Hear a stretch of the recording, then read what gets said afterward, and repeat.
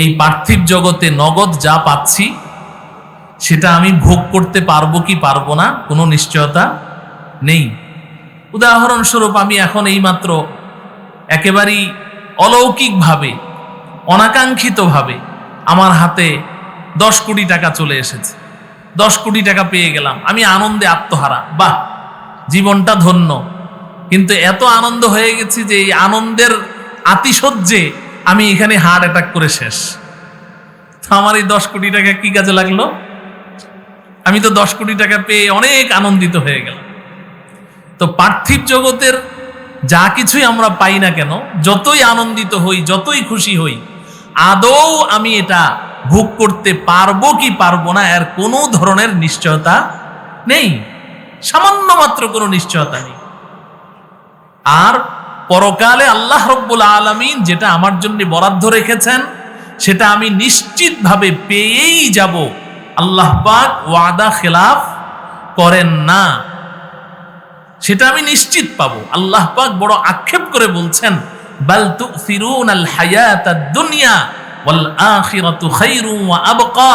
রে আমার বান্দারা, রে আমার বান্দিরা, তোরা সব সময় আখিরাতের উপরে দুনিয়াকে প্রাধান্য দিস। দুনিয়া আর আখিরাত যখন একসাথে কন্ট্রাডিক্টর হয়ে যায়, দুইটা একসাথে মুখোমুখি হয়ে যায়, আখিরাত চায় একটা, দুনিয়া চায় আরেকটা। আল্লাহ বলেন যে সন্তানের বিবাহ দিবে, এখন এই বিবাহের মধ্যে গান বাদ্য করা যাবে না, এই বিবাহের মধ্যে নারী পুরুষের দেখা সাক্ষাৎ করা যাবে না, এই বিবাহের মধ্যে শরীয়তের খেলাফ কোনো কাজ করা যাবে না, এই বিবাহের মধ্যে কোনো নেশা জাতীয় বস্তু রাখা যাবে না। এটা হচ্ছে আল্লাহ পাকের দাওয়াত, আল্লাহর ডাক, আখিরাতের তাকাজা। আর আমার সমাজ কি বলে? আমার সমাজ বলে যে গান বাদ্য না হলে কি আর বিয়ে হয়? বন্ধুদেরকে বিয়েতে দাওয়াত দিলে বলে যে ওই নেশা পানি না থাকলে আমরা যাব না, মদ লাগবে, এটা লাগবে, নাউজুবিল্লাহি মিন যালিক, নাচ গান লাগবে। তো এখন সমাজ একদিকে ডাকে, আখিরাত আরেক দিকে ডাকে, দুনিয়া আমাকে একদিকে আহ্বান করে, আখিরাত আরেক দিকে আহ্বান করে। আল্লাহ পাক বলেন, বান্দা ওই জায়গায় তো তোর পরীক্ষা, ওখানেই তো তোর পরীক্ষা। এখানে তুই কি পাশ করলি না ফেল করলি এটাই তো আমি দেখতে চাই। তো অধিকাংশ ক্ষেত্রে দেখা যায় আখিরাত আর দুনিয়া যখন মুখোমুখি হয় তখন কিন্তু আমরা আখিরাতের চাহিদাকে জলাঞ্জলি দিয়ে, আল্লাহ পাকের দাওয়াতকে আমরা পিছে ঠেলে দিয়ে আমরা কিন্তু দুনিয়ার চাহিদাটা পূরণ করছি। কি নামাজি, কি বেনামাজি, কি দিনদার, কি বদ্দিন, সকলেরই একই অবস্থা, সকলেরই একই অবস্থা। নামাজ পড়তে পড়তে কপালে ঘা করে ফেলেছে এমন মানুষ, সামনের কাতারে সবসময় নিয়মিত নামাজ পড়ে এমন মানুষের সন্তানের বিয়ের দাওয়াতেও যাওয়ার মতো আমাদের কোনো পরিবেশ হয় না, আমরা যেতে পারি না। কারণ সেখানে গেলেই যতই বলে যে হুজুর একদম সব ঠিকঠাক, সব ঠিকঠাক। আমিন বাজারের এক যুবক আমার এখানে জুমার নামাজ পড়ে নিয়মিত, তার বড় আশা তার বিয়েটা আমি পড়াই। আগের থেকেই বলে রেখেছে, হুজুর আমি যেদিনই বিয়ে করি, আমার কপালে যেদিনই বিয়ে লেখা আছে, আমি বিয়েটা কিন্তু আপনার পড়াতে হবে। আমি বললাম ঠিক আছে, কোনো অসুবিধা নেই, পড়াবনি, তুমি আমার সাথে এত সম্পর্ক রাখো।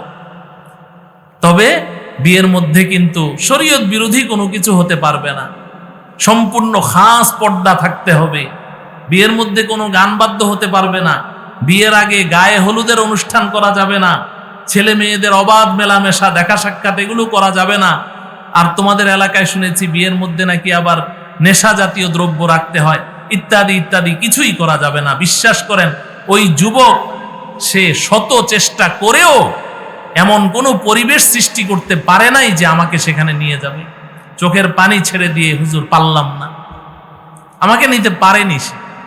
তো আমাদের অবস্থাটা হলো এই যে আমরা দুনিয়ার আখিরাত যখন মুখোমুখি হয় তখন কিন্তু আমরা দুনিয়াকেই প্রাধান্য দিয়ে দিই। মুহতারাম হাজরিন, এটা কথায় কথায় আমার চলে আসলো তাই বললাম। তো আমি আপনাদেরকে আজকে ছোট্ট দুটো কথা মুখস্থ করাতে চাই, তিনটি কথা শিরোনাম আকারে। এই কথা তিনটি আমরা মুখস্থ করব, দিলের মধ্যে গেঁথে রাখবো, একদম সব সময় গেঁথে রাখবো। সেই তিনটি কথা হলো যে আমরা এখানে যারা উপস্থিত আছি সবাই আমরা মনে প্রাণে বিশ্বাস করি যে একদিন আমরা এই পৃথিবীতে ছিলাম না। ছিলাম কি? একদিন আমরা এই পৃথিবীতে ছিলাম না। এটা হলো 1 নম্বর কথা। 2 নম্বর কথা হলো, এই কথাও আমরা দৃঢ়ভাবে বিশ্বাস করি যে একদিন আমরা এই পৃথিবীতে থাকবো না, একদিন আমরা এই পৃথিবীতে থাকবো না। এটা হলো 2 নম্বর কথা। তো একদিন ছিলাম না, আবার একদিন থাকবো না, মাঝখানে সামান্য কিছুদিনের জন্যে আল্লাহ পাক আমাদেরকে এই পৃথিবীতে পাঠিয়েছে। এখন প্রশ্ন, 3টি প্রশ্ন। 1 নম্বর প্রশ্ন হলো যে আমি যখন এই পৃথিবীতে ছিলাম না, ছিলাম কোথাও না কোথাও, ছিলাম কি ছিলাম না? অবশ্যই ছিলাম। তো আমি যখন এই পৃথিবীতে ছিলাম না তখন কোথায় ছিলাম? 2 নম্বর প্রশ্ন হলো আমি যখন এই পৃথিবী ছেড়ে চলে যাব তখন কোথায় যাব? কোথাও না কোথাও তো যাব। 3 নম্বর প্রশ্ন হলো মাঝে সামান্য কিছুদিনের জন্য আমি এই দুনিয়ার জগতে কেন এসেছি? বাস 3টি প্রশ্ন। হাকিমুল উম্মত মুজাদ্দিদুল মিল্লাত হযরত মাওলানা শাহ আশরাফ আলী থানভী রহমতুল্লাহি আলাইহি বলেন যে একজন ইমানদার মুসলমান, চাই সে পুরুষ হোক চাই মহিলা হোক, নর হোক চাই নারী হোক, একজন ইমানদার মুসলমান যদি তার জীবনের এই 3টি মৌলিক প্রশ্ন নিয়ে গভীরভাবে চিন্তা করে। কয়টি প্রশ্ন? 3টি। 1 নম্বর হলো ছিলাম কোথায়? বলেন 1 নম্বর কি? ছিলাম কোথায়। 2 নম্বর হলো যাব কোথায়। 2 নম্বর কি? 3 নম্বর হলো কেন এসেছি। 3 নম্বর কি? একদম সহজ প্রশ্ন। ছিলাম কোথায়, যাব কোথায়, কেন এলাম? বলেন ছিলাম কোথায়, তারপরে যাব কোথায়, 3 নম্বর কি? কেন এলাম। বাস এই 3টি প্রশ্ন নিয়ে যদি কেউ গভীরভাবে চিন্তা করে এবং এই 3 প্রশ্নের জবাব প্রস্তুত করে হাসরের ময়দানে আল্লাহ পাকের সামনে গিয়ে দাঁড়াতে পারে, তো আল্লাহ রব্বুল আলামিন দয়া করে মায়া করে তার জন্য জান্নাতের ফয়সালা করে দিবেন। তাহলে প্রশ্ন কয়টি? 3টি। ছিলাম কোথায়, যাব কোথায়, কেন এলাম। বাস আমি এই 3টি প্রশ্নের জবাব নিয়ে সংক্ষিপ্ত কিছু কথা আপনাদের সামনে বলতে চাই। তবে কথাগুলো সর্বপ্রথম আমি আমাকে বলছি, আর দ্বিতীয় পর্যায়ে গিয়ে আমার সামনে যারা আছেন তাদেরকে বলছি। আল্লাহ রব্বুল আলামিন এই কথাগুলো থেকে আমাকে এবং আমার সামনে উপবিষ্ট আমার যে সমস্ত ভাইয়েরা বসে আছেন, পর্দার অন্তরালে আমার যে সমস্ত মা ও বোনেরা আমাকে শুনছেন, আমাদের সকলকে এই কথাগুলো আমলের উদ্দেশ্যে এবং অন্যের কাছে পৌঁছিয়ে দেওয়ার নিয়তে গভীর মনোযোগ সহকারে শোনার তৌফিক দান করুন। প্রথম প্রশ্ন, ছিলাম কোথায়? ছিলাম কোথায়? আর দ্বিতীয় প্রশ্ন হলো যাব কোথায়? এই দুটোটা প্রশ্নের জবাব একটা। ছিলাম কোথায়, যাব কোথায়, এই 2 প্রশ্নের জবাব কয়টা? একটা। ছিলামও জান্নাতে, যাবো জান্নাতে ইনশাআল্লাহ। বলেন ইনশাআল্লাহ। ছিলাম কোথায়? আমরা সবাই ছিলাম কোথায়? যাব কোথায়?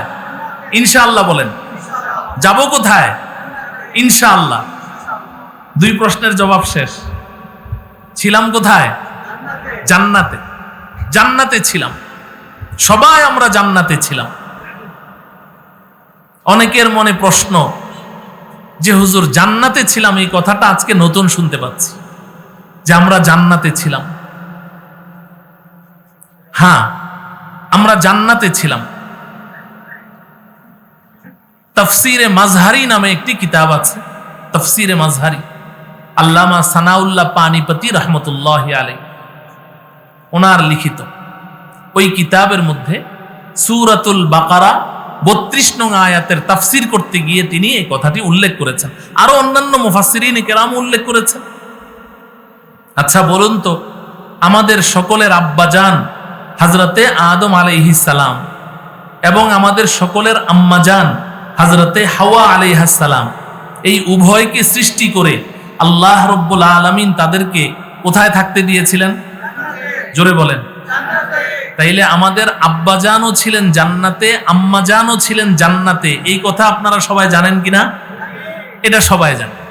আমাদের আব্বা আম্মা জান্নাতে ছিলেন, এটা আমরা সবাই জানি। কিন্তু আমরা জান্নাতে ছিলাম এই কথাটা অনেকের কাছে আজকে নতুন। আব্বা আম্মা যে জান্নাতে ছিলেন, এই জান্নাত থেকে এক সময় আল্লাহ রব্বুল আলামিন আমাদের আব্বা আম্মাকে বের করে দিয়েছে, তাই না? নাকি এখনো জান্নাতে? না, এখন জান্নাতে নেই। জান্নাত থেকে বের করে দেওয়ার পরে আব্বা আম্মা সোজা দুনিয়াতে চলে এসেছে, তাই না? এই যে জান্নাত থেকে যখন আব্বা আম্মাকে বের করে দিচ্ছেন, বের করে দেওয়ার সময় আল্লাহ রব্বুল আলামিন যেই কথাটা বলে বের করে দিয়েছেন, এই কথাটি সূরাতুল বাকারার 32 নং আয়াতে আছে। সূরার নাম সূরাতুল বাকারা। বলেন সূরার নাম কি? আয়াত নাম্বার 32। আল্লাহ রব্বুল আলামিন বলেন, কুলনা হাবিতু মিনহা জামিআ ফাইম্মা ইয়াতিয়ান্নাকুম মিন্নী হুদা ফামান তাবিআ হুদায়া ফালা খাউফুন আলাইহিম ওয়ালা হুম ইয়াহজানুন। আল্লাহ রব্বুল আলামিন বলেন, আমি বললাম ইহবিতু মিনহা জামিআ, ইহবিতু মিনহা জামিআ, আদম হাওয়া তোমরা সবাই আমার জান্নাত থেকে নেমে যাও, তোমরা সবাই আমার জান্নাত থেকে নেমে যাও। আল্লাহ রব্বুল আলামিন আমাদের আব্বা আম্মাকে সম্বোধন করে বলেছেন। কেন বের করে দিয়েছেন এগুলো ওয়াজ আমরা অনেক শুনেছি, কিন্তু বের করার সময় এই কথাটা বলেছে, আমার জান্নাত থেকে নেমে যাও। নেমে যাও কেন বলেছেন? আমি বিভিন্ন ওয়াজের মধ্যে এটা বলে থাকি। নেমে যাও এজন্য বলেছেন যেহেতু জান্নাতের বাড়িটা আমাদের থেকে উপরের দিকে আছে, এজন্য আল্লাহ পাক কি করতে বলেছেন? নেমে যেতে বলেছেন। নেমে যাও। কয়জনকে আল্লাহ পাক নামতে বলেছেন? কথা বলেন। 2 জনকে। আমাদের আব্বাজান হযরতে আদম আলাইহিস সালাম, আম্মাজান হযরতে হাওয়া আলাইহিস সালাম। মানুষ কয়জন? 2 জন। আচ্ছা, এখন একটা কথা শুনেন। পৃথিবীতে যত ভাষা আছে, সমস্ত ভাষার মধ্যে বচন আছে 2টি। বচন কয়টি? এক বচন, বহু বচন। এক বচন, বহু বচন, তাই না? ইংরেজিতেও 2টি, সিঙ্গুলার, প্লুরাল। এক বচন, বহু বচন। যদি আপনি একা হন, আমি বলবো তুমি বা আপনি। আর যদি 2 জন হন, তাও বলবো আপনারা। 200 হলেও বলবো আপনারা, 2 লক্ষ হলেও বলবো কি? তাইলে আপনি, আপনারা, বচন কয়টি? এক বচন, বহু বচন। তুমি, তোমরা, সে, তাহারা, আমি, আমরা, বচন কয়টি? 2টি। কিন্তু আরবি ভাষাটা ব্যতিক্রম। আরবি ভাষায় বচন 3টি। আরবি ভাষায় বচন কয়টি? 3টি। আপনারা শিক্ষিত মানুষ, বুঝেন। আরবি ভাষায় 3টি বচন: এক বচন, দ্বিবচন, বহু বচন। এক বচন, দ্বিবচন, বহু বচন। ওয়াহেদ, তাসনিয়া, জমা। ওয়াহেদ, তাসনিয়া, জমা। এক বচন, দ্বিবচন, বহু বচন। এই আরবি ভাষাটা ব্যতিক্রম। এখানে বচন 3টি, আর অন্যান্য ভাষার মধ্যে বচন 2টি। তাহলে অন্যান্য ভাষায় শব্দ 2টি। আপনি একজন হন, বলবো আপনি। 2 জন হলে আপনারা, 3 জন হলে আপনারা, 300 হলে আপনারা, 3000, 3 লাখ আপনারা। ওই আপনি, আপনারা। কিন্তু আরবিতে কিন্তু বচন কয়টি? তাহলে শব্দও কয়টি? 3টি। এক বচন, দ্বিবচন, বহু বচন। এখন আমাদের আব্বাজান হযরতে আদম, আম্মাজান হযরতে হাওয়া, 2 জনকে আল্লাহ পাক জান্নাত থেকে বের করছেন। তাহলে আরবি গ্রামার অনুযায়ী এখানে কোন বচনটা ব্যবহার হবে বলেন তো? দ্বিবচন। বলেন, আমার কথা বুঝে আসে? কোন বচন ব্যবহার হবে? দ্বিবচন। নাকি এক বচন? না বহু বচন? দ্বিবচন। মানুষ 2 জন, আর আরবি ভাষার মধ্যে বচন 3টা, তাহলে দ্বিবচন আছে না নাই? তাহলে দ্বিবচন ব্যবহার হবে। এখন আরবি শব্দ ইহবিত, তুমি একজন নেমে যাও। একজন যদি হয় ইহবিত, তুমি একজন নেমে যাও। যদি 2 জন হয় ইহবিত, ইহবিত, তোমরা 2 জন নেমে যাও। আর যদি 2 এর অধিক হয় ইহবিতু, তোমরা সব নেমে যাও। তাহলে ইহবিত এক বচন, ইহবিত দ্বিবচন, ইহবিতু বহু বচন। আমার কথা বুঝে আসে? আচ্ছা, তো তো তাহলে আরবি গ্রামার অনুযায়ী আমাদের আব্বা আম্মা দুইজনকে আল্লাহ পাক জান্নাত থেকে নামতে বলছেন, বের হতে বলছেন, দ্বিবচন শব্দ ব্যবহার করবেন। তাহলে তো শব্দটা এমন হওয়া দরকার ছিল, কুলনাহবিতা মিনহা জামিআ, ইহবিতা তোমরা দুইজন নেমে যাও, ইহবিতা তোমরা দুইজন নেমে যাও। কিন্তু আল্লাহ পাক এখানে দ্বিবচন শব্দ ব্যবহার না করে, তাসনিয়ার সিগা ব্যবহার না করে আল্লাহ পাক বহুবচন শব্দ জমার সিগা ব্যবহার করে বলছেন, কুলনাহবিতু মিনহা জামিআ, আদম হাওয়া তোমরা সব জান্নাত থেকে নেমে যাও। ইহবিতু এখানে জমার সিগা ব্যবহার করছেন, আবার জামিআ তাকিদ ব্যবহার করছেন। উলামায়ে কেরাম বুঝবেন, সব বের হয়ে যাও, সব বের হয়ে যাও। আরে ভাই, প্রশ্ন হলো মানুষ তো দুইজন, আল্লাহ পাক এখানে দ্বিবচন ব্যবহার করবেন, তোমরা দুইজন বের হয়ে যাও, তোমরা দুইজন জান্নাত থেকে নেমে যাও। কিন্তু আল্লাহ পাক দ্বিবচন ব্যবহার না করে বহুবচন শব্দ কেন ব্যবহার করছেন? এখানে তো দুইজনের বেশি কাউকে আমরা দেখছি না, বহুবচন কেন ব্যবহার করছেন? মুফাসসিরিনে কেরাম এই জায়গায় আল্লাহ রাব্বুল আলামিন মুফাসসিরিনে কেরামের কবরকে নূরে নূরান্বিত করে দেন। তারা এখানে এসে এই বক্তব্য দিয়েছেন যে আমরা তো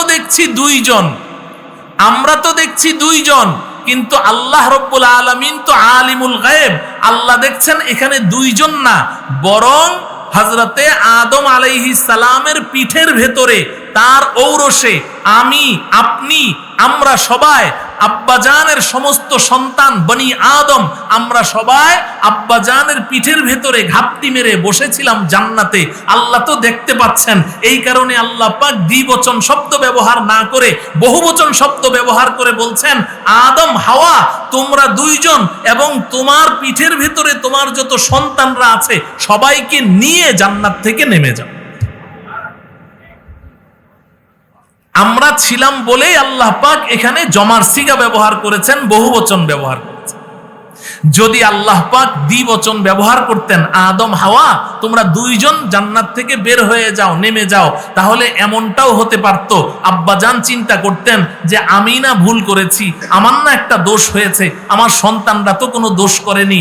এমনও হতে পারত যে আব্বাজান পিঠের ভেতর থেকে আমাদেরকে বের করে যে তোরা থাক বাবারা, তোদের তো কোনো দোষ নেই, দোষ তো আমি করেছি। তো আব্বা আম্মা দুইজন নেমে আসতেন আর আমাদের সবাইকে জান্নাতে রেখে আসতেন।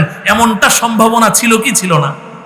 এই কারণে আল্লাহ রাব্বুল আলামিন সরাসরি বললেন যে দুইজন নামলে হবে না, তোমরা সবাই নেমে যাও, অর্থাৎ তোমার সন্তানদেরকে সহ নেমে যাও। এই কথা থেকে মুফাসসিরিনে কেরাম বলছেন যে শুধু আব্বা আম্মা একাই জান্নাতে ছিলেন না, আমরাও জান্নাতে ছিলাম। তাইলে এই সংক্ষিপ্ত আলোচনা থেকে আমরা বুঝলাম আমরা ছিলাম কোথায়? জান্নাতে ছিল। জান্নাত আমাদের আব্বা আম্মার বাড়ি, আব্বা আম্মার বাড়ি, আর বাবা মার বাড়ি সন্তানের আসল বাড়ি। বাবা মার বাড়ি সন্তানের কি? আসল বাড়ি। এই যে এখানে যারা উপস্থিত আমরা আছি, এখানে অনেকেই এমন আছেন যে এই এলাকার মধ্যে বাড়ি করেছেন, 30 বছর, 35 বছর, 40 বছর এই এলাকায় বসবাস করছেন, বাড়ি করেছেন, ব্যবসা বাণিজ্য করছেন, কিংবা এখানেই আপনার জন্ম। কিন্তু যদি জিজ্ঞাসা করি, ভাই আপনার আসল বাড়ি কই? আসল বাড়ি নোয়াখালী। বলে কি বলে না? অথচ এখানে বাড়ি করছে, এখানে থাকছে, বলে আমার আসল বাড়ি নোয়াখালী। আমি কিছুদিন আগে গিয়েছিলাম আপনার এইদিকে পাইকপাড়া, ওখানে গাড়ি থেকে নামার পরেই সভাপতি সাহেব আমাকে রিসিভ করলেন, রিসিভ করে দেখালেন যে হুজুর এটা আমার বাড়ি, এই বাড়িটা আমি করেছি, এই সন্তান এই সেই।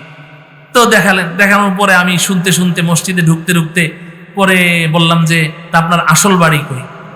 কই যে টাঙ্গাইল। এখানে বাড়িগুলো টাঙ্গাইল। এরপরে সেক্রেটারি সাহেব আসলেন, উনি একজন উকিল, উনি খুব কথা বলছেন। তো কথা থেকে আমি বুঝে ফেলেছি ওনার বাড়ি কই। উনিও বলছেন যে পাশে এই বাড়িটা আমার ছেলে এই করে সেই করে, বিদেশ থেকে খুব গল্প করছেন। আমি বললাম আসল বাড়ি কই? নোয়াখালী, লক্ষ্মীপুর। তো দেখেন, বাড়ি করে এখানে দীর্ঘদিন যাবৎ, দাড়ি সাদা হয়ে গেছে, এখানে তার জন্ম, কিন্তু আসল বাড়ি নোয়াখালী। আমি বললাম কেন আসল বাড়ি নোয়াখালী? ওটা তো আমার বাপ দাদার ভিটা বাড়ি। ওটা কি? তাহলে বাপ দাদার ভিটা বাড়ি সন্তানের আসল বাড়ি। তো যদি তাই হয় তাহলে আমাদের আব্বা আম্মা হযরতে আদম এবং হাওয়া তারা আমাদের বাবা মা, তারা আমাদের দাদা দাদু, তারা আমাদের নানা নানু সবকিছু। তো তাদের বাড়ি যদি জান্নাত হয়, আমাদের আসল বাড়ি কোথায়? জান্নাত। তাইলে ছিলাম কোথায়? যাব কোথায়? ইনশাআল্লাহ বলেন ইনশাআল্লাহ। তো ছিলামও জান্নাতে, যাব ইনশাআল্লাহ। এই জান্নাত আমাদের পৈতৃক সম্পত্তি। সুবহানাল্লাহ বলেন। জান্নাত আমাদের কি? পৈতৃক সম্পত্তি। এ কথাও কোরআনে কারীমে আছে। আল্লাহ রাব্বুল আলামিন বলেন, ওয়াতিলকাল জান্নাতুল্লাতী উরিসতুমুহা বিমা কুনতুম তা'মালুন। জান্নাতে যখন আমরা চলে যাব, জান্নাতে যাওয়ার পরে আল্লাহ রাব্বুল আলামিনের পক্ষ থেকে ঘোষণা আসবে, এই জান্নাতীরা, এই জান্নাতের বাড়িগুলো তোমাদেরকে পৈতৃক সম্পত্তি হিসেবে দিয়ে দেওয়া হয়েছে। পৈতৃক সম্পত্তি। আল্লাহ রাব্বুল আলামিন আজকের এই মাহফিলে আমরা যারা উপস্থিত হয়েছি, যারা নিজ নিজ জায়গায় বসে, কর্মস্থলে বসে কিংবা ঘরে বসে মনোযোগ সহকারে আমরা আজকে এই মাহফিল শুনছি, আল্লাহ রাব্বুল আলামিন আমাদের সকলকে আমাদের সেই পৈতৃক সম্পত্তি জান্নাতের মালিক হওয়ার তৌফিক দান করুন। তাইলে দুই প্রশ্নের জবাব হয়ে গেল। এই দুই প্রশ্নের জবাব দেয়া আমার উদ্দেশ্য না, উদ্দেশ্য হলো 3 নম্বর প্রশ্নের জবাব দেয়া। 3 নম্বর প্রশ্ন কি? সবাই বলতে হবে, কেন এলাম? কেন এলাম? 3 নম্বর প্রশ্ন, ওটা আমার উদ্দেশ্য। তো দুই প্রশ্নের জবাব তো হয়ে গেছে। 3 নম্বর প্রশ্ন হলো যে ছিলামও জান্নাতে, যাবো জান্নাতে, তাইলে মাঝখানে কিছুদিনের জন্য এই দুনিয়ার জগতে আল্লাহ কেন পাঠিয়েছে? এখানে কেন পাঠালেন? এটা হচ্ছে সবচেয়ে গুরুত্বপূর্ণ প্রশ্ন। এখানে কেন এসেছে? আমার প্রিয় ভাইয়েরা, বিশেষ করে আমার যুবক ভাইয়েরা, খুব ভালো করে শুনেন। এখানে এমন কেউ নেই যে কথা বলে যে আমি জান্নাতে যেতে চাই না। কেউ আছে?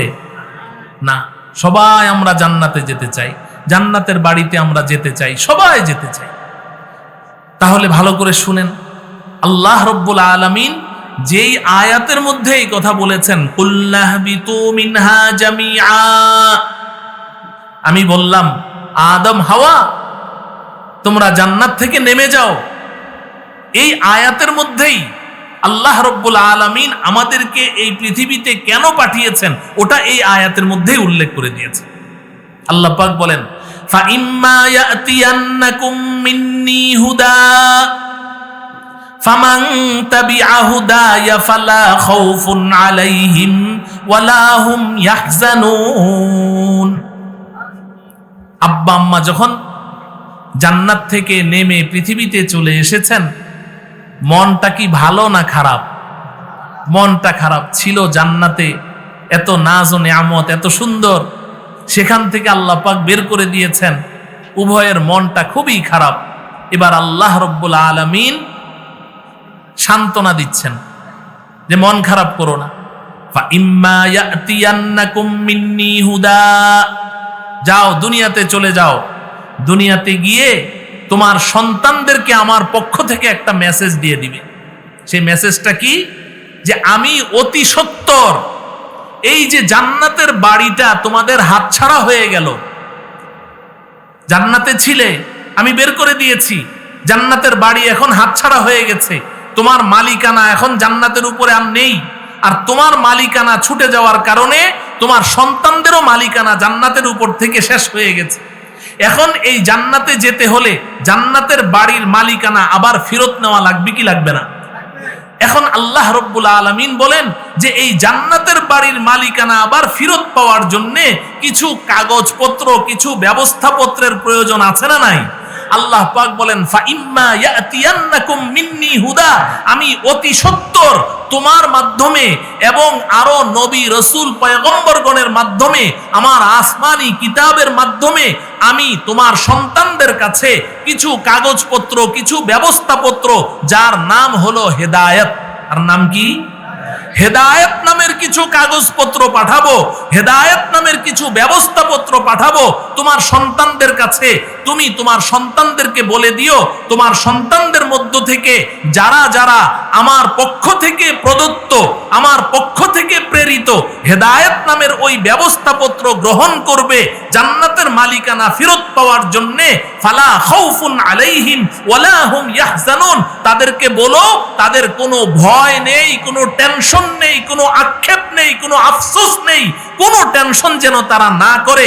ওই ব্যবস্থাপত্র নিয়ে তারা যদি আমার কাছে আবার ফেরত আসে, হাসরের ময়দানে আমার সামনে হাজির হয়, আমি আল্লাহ ওই জান্নাতের মালিকানা তাদের হাতে আবার ফেরত দিয়ে দেব।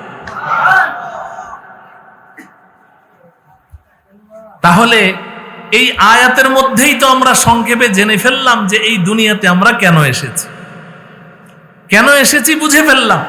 ওই যে আমাদের বাড়ির মালিকানা হাতছাড়া হয়ে গেছে, মালিকানা আবার ফেরত পাওয়ার জন্য আমরা দুনিয়াতে এসেছি। আল্লাহ রব্বুল আলামিন কত বড় মেহেরবান, কত বড় দয়াশীল, যে দুনিয়াতে ছেড়ে আল্লাহ আমাদেরকে একা ছেড়ে দেননি, যে যা তোদেরকে দুনিয়াতে পাঠালাম, কিভাবে আবার জান্নাতের মালিকানা ফেরত নিবি সেটা তোরা জানিস, আমি কিছু জানি না। এভাবে আমাদেরকে আল্লাহ একা ছেড়ে দেননি। আল্লাহ আরহামুর রাহিমিন, কত বড় দয়াশীল, কত বড় মায়াশীল। আল্লাহ রব্বুল আলামিন বলেন, আমি নিজেই এই জান্নাত তৈরি করেছি, তোমাদের জন্য তৈরি করেছি, কিন্তু তোমাকে কোনো কারণে জান্নাত থেকে বের করে দিলাম। এই মালিকানা ফেরত পাওয়ার জন্য আরো যত ব্যবস্থাপত্র দরকার সব আমি আল্লাহ নিজে সরবরাহ করি, নিজে সরবরাহ করি। আমার প্রিয় ভাইয়েরা, এখন সর্বশেষ কথা, আমি শুধু ছোট্ট ছোট্ট কথা বলছি মুখস্থ রাখার জন্য। প্রশ্ন হলো, আল্লাহ রব্বুল আলামিন আমাদেরকে যে হেদায়েত নামের ব্যবস্থাপত্রটা দিয়েছেন, এটা কি? এটাকে কিভাবে আমার গ্রহণ করতে হবে এটা জানা লাগবে না? হ্যাঁ, এই হেদায়েত নামের ব্যবস্থাপত্রটা কি এবং এটা কিভাবে গ্রহণ করব, এটা হলো গুরুত্বপূর্ণ বিষয়। একেবারেই সহজ কথা, সহজ কথা, শুধু বুঝা দরকার এবং গ্রহণ করার আগ্রহ থাকা দরকার। বিষয়টা একেবারেই সহজ। আল্লাহ রব্বুল আলামিন কোরআনে কারীমের অন্য আয়াতে আমাদেরকে খুব সহজভাবে বিষয়টা বলে দিয়েছেন যে আমি যে তোমাদেরকে জান্নাতের মালিকানা ফেরত পাওয়ার জন্য হেদায়েত নামের যেই ব্যবস্থাপত্র তোমাদেরকে আমি দিয়েছি, সেটা গ্রহণ করাটা খুব সহজ ব্যাপার। মাত্র দুইটা কাজ করা লাগবে। কয়টা কাজ? দুইটা কাজ। আমার এই শেষ কথা, দুইটা কাজ করতে হবে। এই দুইটা কাজ করলে আল্লাহ পাকের পক্ষ থেকে প্রাপ্ত হেদায়েত নামের ব্যবস্থাপত্র আমার গ্রহণ করা হয়ে গেছে।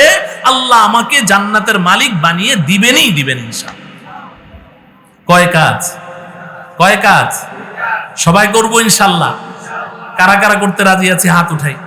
হে আল্লাহ, আপনি আমাদের সবাইকে তৌফিক দান করেন, আপনার প্রদত্ত হেদায়েত নামের ব্যবস্থাপত্র গ্রহণ করার তৌফিক দান করেন, আমাদেরকে পুনরায় আমাদের আসল বাড়ি জান্নাতের মালিক হওয়ার তৌফিক দান করেন। আল্লাহ রাব্বুল আলামিন বলেন, মান আমিলা সালিহাম মিন যাকারিন আও উনসা ওয়া হুয়া মুমিন ফালানুহইয়ান্নাহু হায়াতান তাইয়্যিবাহ ওয়া লানাজজিয়ান্নাহুম আজরাহুম বিআহসানি মা কানু ইয়ামালুন। আল্লাহ রাব্বুল আলামিন বলেন, এই আমার বান্দা, এই আমার বান্দি, মিন জাকারিন আও উনসা, জাকার পুরুষ, উনসা মহিলা, এই আমার বান্দা, এই আমার বান্দি, শুনে রাখো, তুমি দুইটা কাজ করো, দুইটা কাজ করো, আমি আল্লাহ তোমার সাথে দুইটা ওয়াদা করলাম। সুবহানাল্লাহ। কাজ কয়টা? ওয়াদা কয়টা? আল্লাহ পাক ওয়াদা ভঙ্গ করেন? কোনো সম্ভাবনা আছে? কোনো সম্ভাবনা নেই। আল্লাহ বলছেন, বান্দা দুই কাজ করো। মান আমিলা সলিহা, এক নাম্বার তুমি আমলে সলেহ করো। এক নাম্বার কি? এক নাম্বার কি? আমলে সলেহ। সবাই বলেন শব্দটা, আমলে সলেহ বলেন।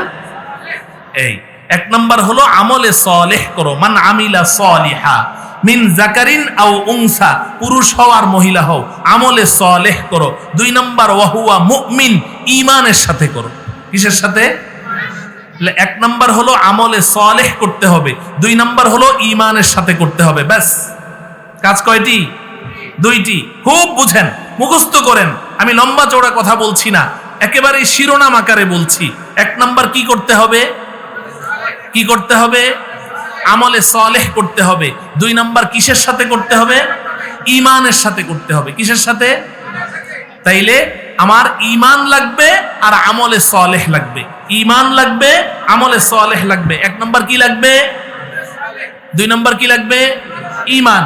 ঈমানের সাথে আমলে সালেহ, বাস, আর কিচ্ছু না। তুমি ঈমানের সাথে আমলে সালেহ করো, ঈমানের সাথে আমলে সালেহ করো। সবাই মুখস্থ করেন, আমার 2 জিনিস লাগবে। কয় জিনিস? 2 জিনিস লাগবে। এই 2 জিনিস আল্লাহ পাক যা কিছু দিয়েছেন, নবীজি 23 বছরের নবুয়তি জিন্দেগিতে যা কিছু এনেছেন, যা কিছু দিয়েছেন, পুরা কোরআনে কারীমের এই সমস্ত 114টি সূরার মধ্যে যা কিছু আল্লাহ দিয়েছেন, নবীজির 23 বছরের জিন্দেগিতে লক্ষাধিক সহিহ হাদিস সহ নবীজির সমস্ত কথা, কাজ, মৌন সমর্থন, এই সব কিছুর মাধ্যমে আমাদেরকে যা কিছু দিয়েছেন, এই সব কিছুর সারাংশ কয় কাজ? 2 কাজ। 1 নাম্বার হলো আমলে সালেহ, কিসের সাথে? ঈমানের সাথে। বাস, এই 2 জিনিসের মধ্যে পুরা শরীয়ত, পুরা তরিকত, পুরা মারেফাত, সবকিছু যাই আপনি বলেন না, এই 2 জিনিসের মধ্যে।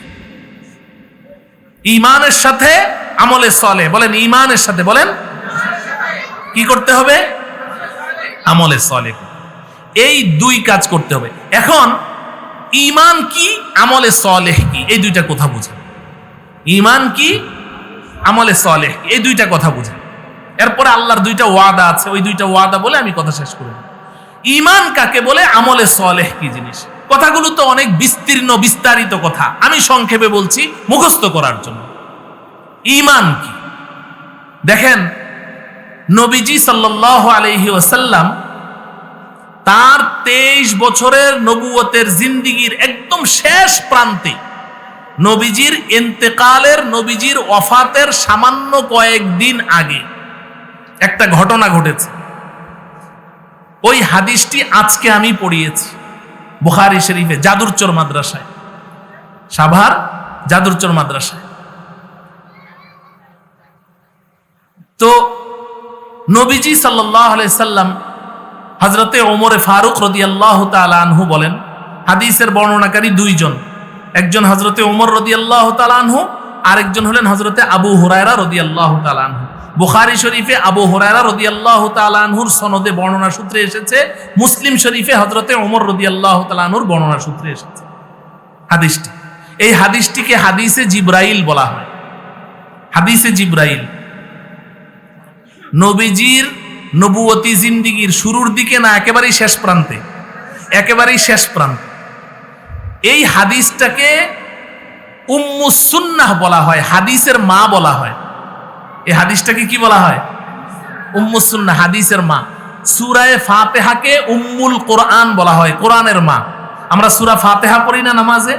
সূরা ফাতিহাকে বলে উম্মুল কোরআন, কোরআনের মা। কেন কোরআনের মা বলে? পুরা কোরআন শরীফে যত বিষয় আলোচনা হয়েছে সব সূরা ফাতিহার মধ্যে আছে। এই জন্য সূরা ফাতিহাকে কোরআনের মা বলে, উম্মুল কিতাব, উম্মুল কোরআন। আর নবীজির যত হাদিস আছে, লক্ষাধিক হাদিস, এই সমস্ত হাদিসে যা কিছু আছে, এই হাদিসে জিবরাইল যে হাদিসটার কথা বলছি ওটার মধ্যে সব কিছু আছে। এজন্য এটাকে উম্মুল হাদিস, উম্মুস সুন্নাহ বলে। এই হাদিসটা, এটার মধ্যে নবীজি সাল্লাল্লাহু আলাইহি ওয়াসাল্লাম সম্পর্কে হযরতে ওমর বলেন রাদিয়াল্লাহু তাআলা আনহু, বাইনা নাহনু ইনদা রাসূলিল্লাহি সাল্লাল্লাহু আলাইহি সাল্লাম, একদিন আমরা নবীজির সাথে বসে আছি, নবীজি কথা বলছেন, সাহাবায়ে কেরাম আমরা সব নবীজির সামনে বসে আছি। ইজ তালা আলাইনা রাজুলুন শাদীদু বায়াযিস সিয়াবি শাদীদু সাওয়াদিশ শা'রি লা ইউরা আলাইহি আথারুস সাফারি ওয়া লা ইয়ারিফুহু মিন্না আহাদুন হাত্তা দানা ইলা রাসূলিল্লাহি সাল্লাল্লাহু আলাইহি সাল্লাম ফাওয়াদা'a রুকবাতাইহি ইলা রুকবাতাইহি ওয়া ওয়াযা'a কাফাইহি আলা ফাখিযাইহি, যে আমরা সবাই নবীজির সাথে বসে আছি, হঠাৎ একটা লোক আসলো, লোকটার গায়ে সাদা ধবধবে পরিপাটি জামা পোশাক পরা এবং চুল দাড়িগুলো একেবারে নিকোষ কালো, খুব পরিপাটি। তার শরীরের মধ্যে কোনো সফরের চিহ্ন নাই, যে অনেক দূর থেকে ভ্রমণ করে এসেছে, এরকম কোনো চিহ্ন তার শরীরের মধ্যে নাই। মনে হয় যেন এই পাশের ঘর থেকে গোসল করে একদম আয়রন করা জামা টামা পরে এসেছে, এমন পরিপাটি। কিন্তু আমাদের মধ্যে কেউ তাকে চিনতেও পারছে না, সফরের কোনো চিহ্ন নাই, মনে হয় যেন পাশের ঘর থেকে এসছে। কিন্তু আমরা এখানে এত মানুষ বসা, কেউ তাকে চিনতেও পারছি না। সোজা নবীজির সামনে গিয়ে বসলো। ফাসনাদা রুকবাতাইহি ইলা রুকবাতাইহি, নবীজির দুই হাঁটুর সাথে তার দুই হাঁটু মিলিয়ে বসলো। ওয়া ওয়াযআ কাফাইহি আলা ফাখিজাইহি, এবং তার দুইটা হাত নবীজির দুই রানের উপরে রেখে বসলো। আরে আশ্চর্যের ব্যাপার, সাহাবায়ে কেরাম সবাই চোখ চাওয়াচাই করছে, কিরে এই লোকটা কে? কেউ আমরা চিনতে পারছি না। আবার এখানে এসে সোজা ডাইরেক্ট একদম নবীজির সামনে গিয়ে আবার হাঁটুর সাথে হাঁটু মিলিয়ে বসে, আবার তার দুই হাত নবীজির রানের উপরে রাখলো। সবাই এইভাবে তাকিয়ে আছে, সবার দৃষ্টি একেবারে ওই লোকটার দিকে। ঠিক এই অবস্থায় হযরতে ওমর বলেন, আমরা শুনতে পেলাম সে নবীজিকে প্রশ্ন করছে, ইয়া মুহাম্মদ আখবিরনি আনিল ঈমান, মুহাম্মদ সাল্লাল্লাহু আলাইহি ওয়াসাল্লাম আমাকে ঈমান সম্পর্কে বলেন। ঈমান কাকে বলে? ঈমান কাকে বলে আমাকে বলেন। তো নবীজি সাল্লাল্লাহু আলাইহি ওয়াসাল্লাম তখন ঈমানের ডেফিনেশন কি, ওটা আমি আপনাদেরকে শোনাতে চাচ্ছি। নবীজি তখন বললেন, আল ঈমানু আন তুমিনা বিল্লাহি ওয়া মালাইকাতিহি ওয়া কুতুবিহি ওয়া রুসুলিহি ওয়াল ইয়াউমিল আখিরি ওয়াল কদরি খাইরিহি ওয়া শাররিহি মিনাল্লাহি তাআলা ওয়াল বা'সি বা'দাল মাউত। নবীজি বললেন যে ঈমান হচ্ছে এই যে 7টা বস্তুর কথা বললাম, এই 7টা বস্তুকে মনে প্রাণে সহি শুদ্ধভাবে বিশ্বাস করার নাম হচ্ছে ঈমান।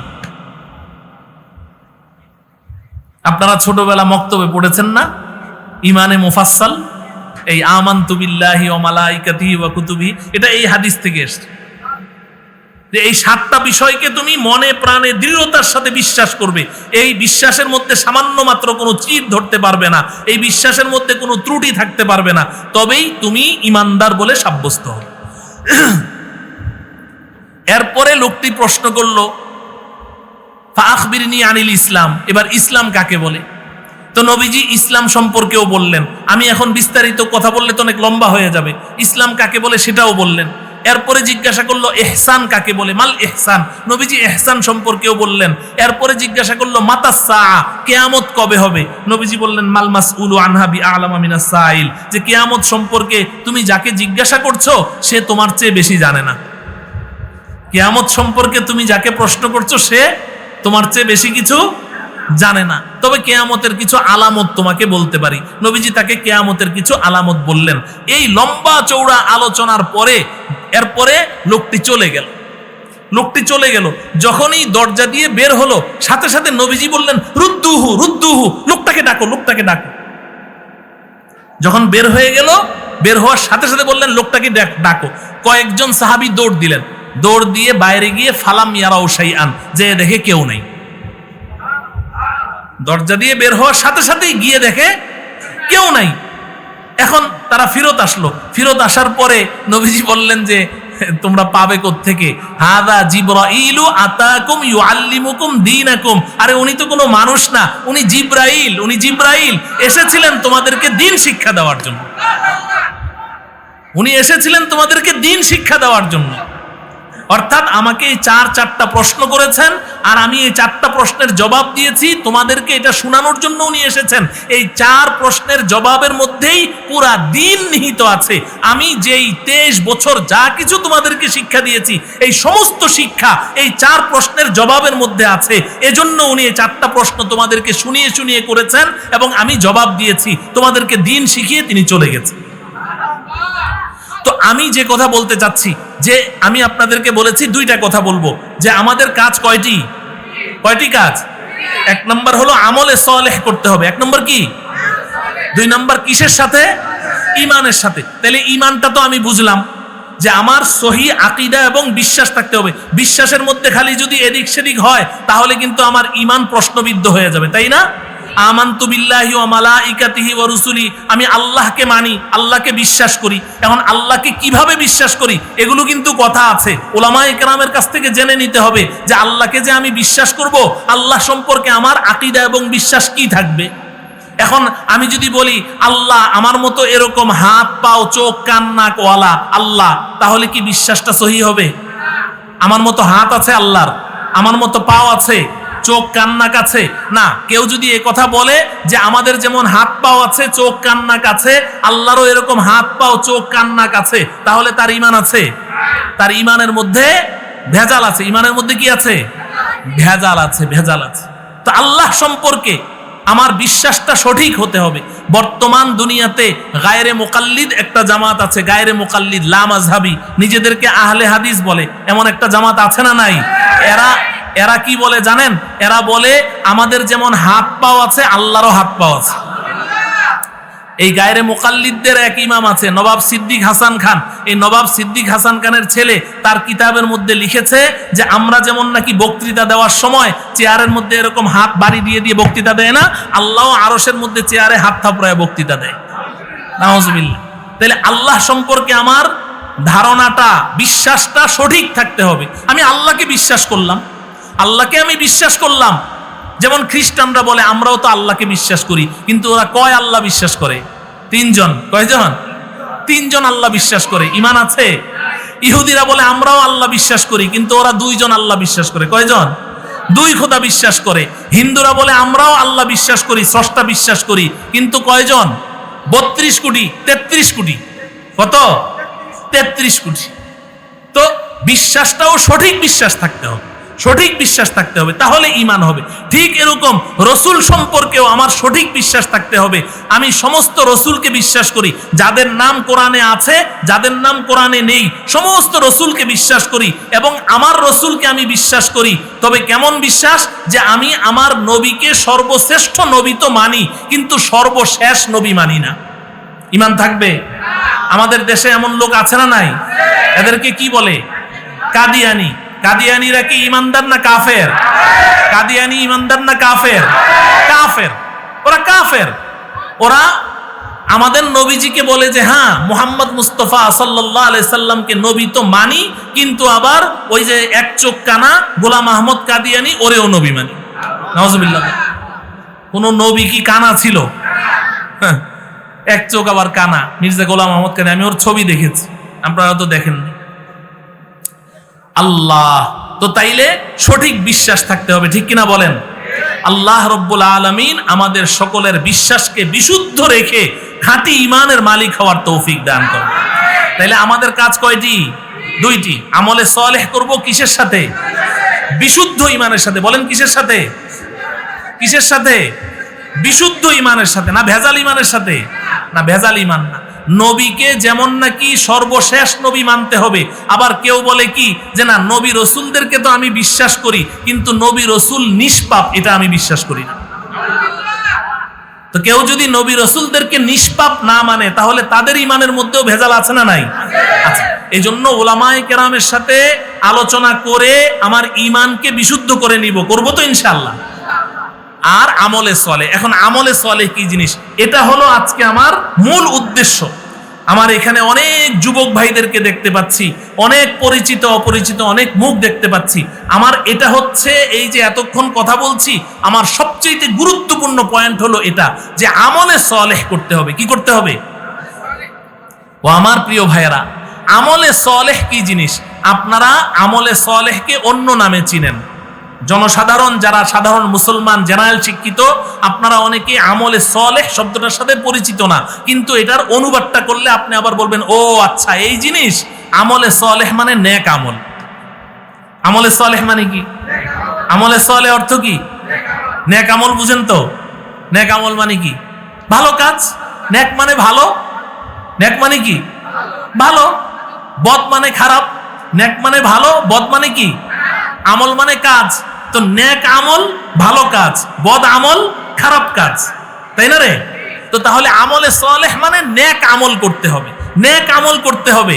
এখন আপনারা বলবেন, যুবকরাও বলবে যে হুজুর আমলে সলেহ নেক আমল এটা আমরা বুঝি, এটার আর ব্যাখ্যা করার দরকার নেই। না, এটার ব্যাখ্যা করার দরকার আছে। এটার ব্যাখ্যার দরকার আছে যে আমলে সলেহটা কি জিনিস। ও আমার প্রিয় বন্ধুরা, ও আমার প্রিয় মায়েরা বোনেরা, খুব ভালো করে বুঝেন। এই কথাটা আজকে আপনাদেরকে বোঝানো আমার আসল মাকসাদ, আসল উদ্দেশ্য। এই কথাটা বলার জন্য এতক্ষণ পর্যন্ত আমি ভূমিকা হিসেবে সব বলেছি। আমার আসল মাকসাদ এই কথাটা যে আমলে সালেহ কাকে বলে, আমলে সালেহ কাকে বলে। আমরা যখনই আমলে সালেহের ওয়াজ করি, যখনই নেক আমলের ওয়াজ করি, তো আমাদের মাথা একদিকে দৌড় দেয়। ইবলিস শয়তান আমাদেরকে অর্ধেক বুঝায় আর অর্ধেক বুঝতে দেয় না। আমার কথাটা খুব ভালো করে শুনেন। আমলে সালেহ অর্থ আমরা বুঝি নেক আমল, অর্থাৎ আজকে থেকে এই কাজ করতে হবে, ওই কাজ করতে হবে, ওই কথা বলতে হবে, ওই জিনিস পড়তে হবে। যে নেক আমল মানে কি? আজকে থেকে 5 ওয়াক্ত নামাজ পড়তে হবে। বলেন 5 ওয়াক্ত নামাজ কি নেক আমল না? আমলে সালেহ না? হ্যাঁ, তো তাহলে নেক আমল মানে 5 ওয়াক্ত নামাজ পড়তে হবে, কোরআন তেলাওয়াত করতে হবে, দান খয়রাত করতে হবে, জিকির আজকার করতে হবে, যাকাত দিতে হবে, রোজা রাখতে হবে, হজ ফরজ হলে হজ করতে হবে। এগুলো সব কি আমলে সালেহ? এগুলো সব কি বলেন? তাইলে করতে হবে, পড়তে হবে, ধরতে হবে, চলতে হবে, এগুলো সব আমলে সালেহ। কিন্তু আমার প্রিয় ভাই, এই কথাটা আমরা সবাই বুঝি যে আজকে থেকে এই কাজগুলো করতে হবে, ভালো কাজগুলো করতে হবে, এগুলো আমলে সালেহ। কিন্তু বিশ্বাস করেন, এগুলো হলো আমলে সালেহের অর্ধেক। এগুলো সব আমলে সালেহ, একমাত্র আমলে সালেহ না, এগুলো আমলে সালেহের অর্ধেক। আরেক অর্ধেকের কথা শয়তান আমাদেরকে চিন্তাও করতে দেয় না, ভাবতেও দেয় না। আর সেগুলো কি? নেক আমল। আমলে সালেহ মানে আজকে থেকে মিথ্যা কথা ছাড়তে হবে। আমলে সালেহ মানে কি? আজকে থেকে মিথ্যা কথা ছাড়তে হবে, মদ পান ছাড়তে হবে, জেনা ব্যভিচার ছাড়তে হবে, সুদ খাওয়া, ঘুষ খাওয়া, জুয়া খেলা, চুরি করা, ছিনতাই করা, চাঁদাবাজি করা, চাঁদাবাজি করা, চাঁদাবাজি করা, অন্যের সম্পদ অন্যায়ভাবে লুট করা, অন্যের সামনে কাউকে লাঞ্ছিত করা ছাড়তে হবে। এই যে ছাড়তে হবে, এই কথাটা আমরা কেউ চিন্তা করি না। যে নেক আমল, আমলে সালেহ মানে তো হইলো করতে হবে। তো আমি তো নামাজ পড়ি, নেক আমল করি। আমি তো রমজান মাসে রোজা রাখি, নেক আমল করি। আমি তো হাতে তসবিহ নিয়ে সারাদিন তসবিহ পড়ি, সুবহানাল্লাহ আলহামদুলিল্লাহ পড়ি। আমি তো নেক আমল, আমলে সালেহ করেই যাচ্ছি। অতএব আমি তো পাক্কা মুমিন। আমি তো 2 কাজ করছি, ঈমানও আছে, আমলে সালেহও করছি, দ্যাটস এনাফ। আমি তো এখন জান্নাতে চলেই যাব। এই কারণে সমাজের মধ্যে বহু মুসল্লি নামাজে আসে, মসজিদে দেখি একেবারেই সামনের কাতারে বসে, আবার জায়নামাজ বিছিয়ে রাখে। তার জায়নামাজে অন্য কারো দাঁড়ানো নিষেধ। এরকম আছে না নাই? জায়নামাজ বিছিয়ে রাখে। এইভাবে জায়নামাজ বিছিয়ে জায়গা দখল করে রাখা না জায়েজ। জায়েজ নাই, শরীয়তের মধ্যে কি নাই? জায়েজ নাই। নবীজি পরিষ্কার নিষেধ করেছেন। নবীজি বলেন যে তোমরা মসজিদে উটের মতো জায়গা দখল করে রেখো না। কিসের মতো? কেন উটের মতো বলেছেন? উটের মতো বলেছেন এই জন্য, আরবে যারা উট লালন পালন করে, আমি তাদের সাথে কথা বলে জেনেছি যে নবীজি উটের সাথে কেন তুলনা করলেন, যে উটের মতো মসজিদে জায়গা দখল করে রেখো না। উটের একটা স্বভাব কি জানেন? উটের স্বভাব হলো, আপনি যদি একটা উট কিনে নিয়ে আসেন, এটাকে আপনি আস্তাবল, গরুর যেমন গোয়াল ঘর, গরু যেই ঘরে রাখে ওটাকে কি বলে? গোয়াল ঘর। আর উটের আস্তাবল, এই উট যেই ঘরে রাখে। আপনি উটটা কিনে আনলেন, প্রথম দিন ওর জন্য একটা ঘর বানিয়েছেন, উটটাকে ওই ঘরে দেন। দেওয়ার পরে প্রথম দিন ওই উটটা যেই জায়গায় বসবে, এরপরে যতদিন আপনার বাড়িতে থাকবে ও ওই জায়গায় বসবে, অন্য কোনো জায়গায় বসবে না। এটা উটের স্বভাব। তো নবীজি বলেছেন উটের মতো মসজিদে জায়গা দখল করে রেখো না। অতএব আমি মসজিদের সভাপতি হই, আর মোতাওয়াল্লি সাহেব হই, আর অমুক সাহেব তমুক সাহেব হই, কিন্তু মসজিদে জায়নামাজ বিছিয়ে জায়গা দখল করে রাখা জায়েজ নাই, জায়েজ নাই। কথা বুঝে আসছে? কিন্তু এমন জায়নামাজে জায়গা দখলকারী ব্যক্তিদেরকেও দেখি যে তারা নামাজ তো পড়ছে, কিন্তু সমাজের আবার মানুষের কাছ থেকে অন্যায়ভাবে অন্যের সম্পদ ছিনতাই করছে, বাজারে গিয়ে ভেজাল মাল বিক্রি করছে, অন্যের উপরে জুলুম নির্যাতন করছে। করছে কি করছে না বলেন? কেন করছে? তার ধারণা যে আমি তো 5 ওয়াক্ত নামাজি, পাক্কা নামাজি, দ্যাটস এনাফ, আমলে সলেহ করছি। ও ভাই, না না না, তুমি আমলে সলেহের অর্ধেক করছো, আর অর্ধেক তোমার নাই। সেটা কি? করার কাজ তুমি করছো, তাও সব না, কিছু করছো, কিন্তু ছাড়ার কাজ ছাড়ছো না। এজন্য আমলে সলেহ 2 কথা। বলেন, আমলে সলেহ কয় কথা? 2 কথা। মুখস্থ করেন, আমলে সলেহ কয় কথা?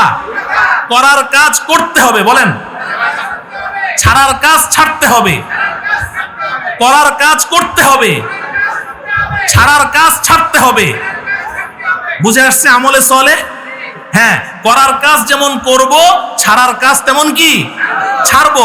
আপনি যদি শুধু করার কাজগুলোই করেন, আপনি করার কাজগুলো করেন, নামাজের সময় নামাজ পড়ছেন, রমজান মাসে রোজা রাখছেন, আপনি হজও করেছেন, আপনি তাসবিহ তাহলিল পড়েন, আপনি কোরআন তেলাওয়াত করেন, জিকির করেন, করার কাজগুলো করছেন, কিন্তু ছাড়ার কাজ ছাড়েন নাই। তাহলে আপনার উদাহরণটা কি? হাদিস শরীফের মধ্যে নবীজি বলেছেন, ছাড়ার কাজ যদি না ছাড়েন তাহলে আপনার দৃষ্টান্ত কি? নবীজি বলেছেন, রুব্বা কাসিয়াতিন ফিদ দুনিয়া আরিয়াতুন ফিল আখিরাহ। এই হাদিসের মুহাদ্দিসিনে কেরাম 3টা ব্যাখ্যা করেছেন, আমি শুধু একটা ব্যাখ্যা আপনাদেরকে শোনাই।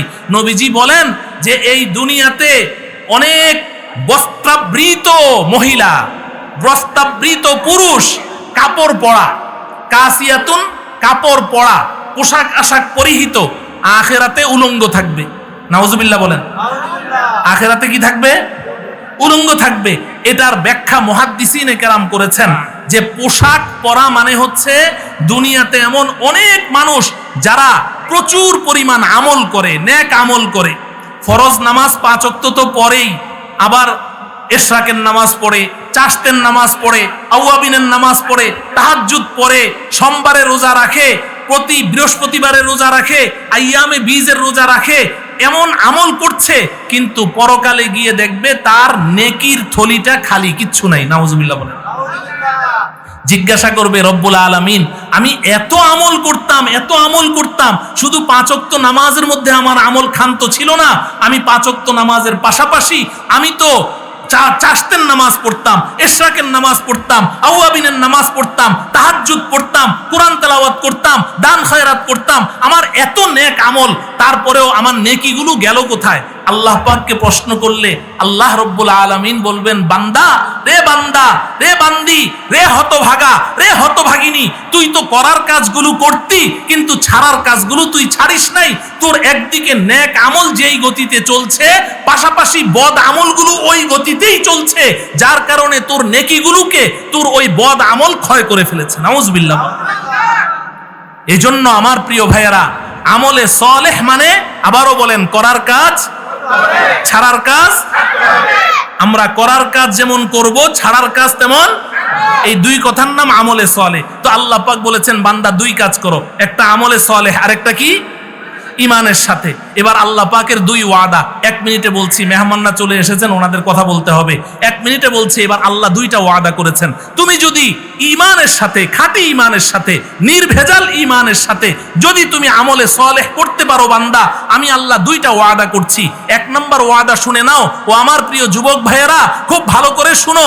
যদি কোনো অন্যায় করো, সুখের জন্য, শান্তির জন্য, কেউ চুরি করছে শান্তির জন্য, কেউ ছিনতাই করছে শান্তির জন্য, অন্যায় করছে, মদ পান করছে, জুয়া খেলছে, সব কিছু করছে সে শান্তির জন্য, আল্লাহ বলছেন শান্তি কোথায়? শুনে নে বান্দা, আমার প্রথম ওয়াদা, তুই তো ঈমান এনেছিস, তুই তো এই আমলে সলেহ করেছিস পরকালের সুখ শান্তির জন্য, কিন্তু আমি আল্লাহ দুনিয়াতে তোকে ঠকাবো না। আমার 1 নম্বর ওয়াদা, তুই যদি খাঁটি ঈমানের সাথে আমলে সলেহ করতে পারিস, আমার 1 নম্বর ওয়াদা, ফালা নুহইয়ান্নাহু হায়াতান তাইয়্যিবা। আমি আল্লাহ ওয়াদা করছি, আমি আল্লাহ ওয়াদা খেলাফ করি না। আমার 1 নম্বর ওয়াদা শুনে রাখ, এই দুনিয়ার জীবনটা আমি তোকে সুখ শান্তি আর ইজ্জত সম্মান দিয়ে ভরপুর করে দেব। দুনিয়াতে আমি তোকে ঠকাবো না, সুখ শান্তি ইজ্জত সম্মান আমি আল্লাহ দিব। তাহলে সুখ শান্তি আর ইজ্জত সম্মান এটা গুনাহের মধ্যে আছে না আমলে সলেহের মধ্যে? আমলে সলেহের মধ্যে। গুনাহের মধ্যে সুখ নাই রে বাবা, গুনাহের মধ্যে কোনো সুখ নাই। যুবক, তুমি সাময়িক মনে হচ্ছে যে এটার মধ্যে আমি শান্তি পাচ্ছি, না, এটার মধ্যে কোনো শান্তি নাই, মোটেও শান্তি নাই। শান্তি হচ্ছে তুমি করে দেখো, তুমি ঈমানের সাথে আমলে সালেহ করে দেখো, কত শান্তি, কত সুখ, কত ইজ্জত, কত সম্মান, সুখ তুমি ঘর থেকে ঠেলে বের করতে পারবে না। আর 2 নম্বর ওয়াদা, ওয়ালা নাজজিয়ান্নাহুম আজরাহুম বিআহসানি মা কানু ইয়ামালুন। 2 নম্বর ওয়াদা, বান্দা তুই দুনিয়াতে ঈমানের সাথে আমলে সালেহ করে যেই প্রতিদান, যেই আজর ও সওয়াবের তুই মালিক হয়েছিস, তুই হাসরের ময়দানে আমার সামনে আয়, আমি আল্লাহ তোর ওই নেকিগুলো, ওই প্রতিদানগুলোকে আমি বাড়াতে বাড়াতে বাড়াতে বাড়াতে কোটি কোটি গুণ বৃদ্ধি করে তারপরে তোর হাতে তুলে দেব। আল্লাহ রব্বুল আলামিন আমাদেরকে এই কথাগুলোর উপর আমল করে আমাদের আসল বাড়ি, প্রশ্ন কয়টা ছিল? 3টা। ছিলাম কোথায়? বলেন, ছিলাম কোথায়? যাব কোথায়? ইনশাআল্লাহ বলেন। কেন এলাম? জান্নাতের প্রস্তুতি গ্রহণ করার জন্য। জান্নাতের প্রস্তুতি কয় কাজের মধ্যে? কি কি? 1 নম্বর আমলে সালেহ, 2 নম্বর ঈমানের সাথে। আল্লাহ রব্বুল আলামিন এই কথাগুলোর উপর আমাদের সকলকে আমল করে আমাদের আসল বাড়ি, আসল ঠিকানা, আমাদের বাবা মার পৈতৃক সম্পত্তি জান্নাতের মালিক হওয়ার তৌফিক দান করুন। ওয়া সাল্লাল্লাহু তাআলা আলা সাইয়্যিদিনা মুহাম্মদ ওয়া আলা আলিহি ওয়া আসহাবিহি আজমাইন। আসসালামু আলাইকুম ওয়া রাহমাতুল্লাহি ওয়া বারাকাতুহু।